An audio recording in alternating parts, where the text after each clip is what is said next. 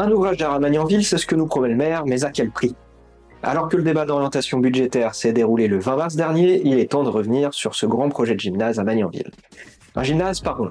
Ne prononcez surtout pas ce mot si vous ne souhaitez pas vous attirer les foudres du maire. Ce sera un ouvrage d'art.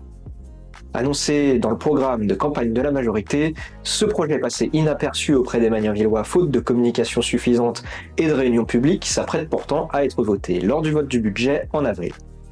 Un projet annoncé à 9 millions d'euros depuis 2020 et qui ne tient donc pas compte de la forte inflation de ces dernières années. À Mantes-la-Ville, par exemple, la reconstruction du gymnase Aimé Berjal, annoncée à 8 millions d'euros en 2021, a été revue à la hausse à 11,5 millions d'euros fin 2023. Un projet de gymnase ou d'ouvrage d'art, comme aime le dire le maire, qui ne prend pas non plus en compte le coût de démolition des deux structures qu'il est censé remplacer, ni du réaménagement de ces espaces libérés. Un coût supplémentaire de plusieurs millions d'euros, qui est donc ainsi ignoré par la majorité. Un projet donc qui, à terme, nécessitera une augmentation de la taxe foncière communale pour rembourser l'emprunt réalisé par la commune si nous souhaitons continuer à investir et entretenir nos autres bâtiments. À moins que l'inflation ne reparte fortement à la hausse, augmentant ainsi de fait les recettes générées par la taxe foncière. Cerise sur le gâteau, les deux structures existantes seraient dangereuses. On ne pourrait pas les rénover.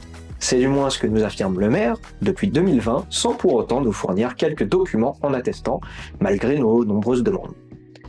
Pourtant, la rénovation est une solution bien plus économique. À Mantes-la-Ville, le gymnase Guimillet va être rénové pour à peine plus de 2 millions d'euros, et cela ne nécessitera pas de coût de démolition supplémentaire. La rénovation, c'est aussi une solution plus écologique. L'ADEME estime d'ailleurs qu'il faut 40 fois plus de ressources pour construire un nouveau bâtiment que pour le rénover. Et que la construction représente plus de 65% de l'impact carbone d'un bâtiment sur l'ensemble de sa durée de vie.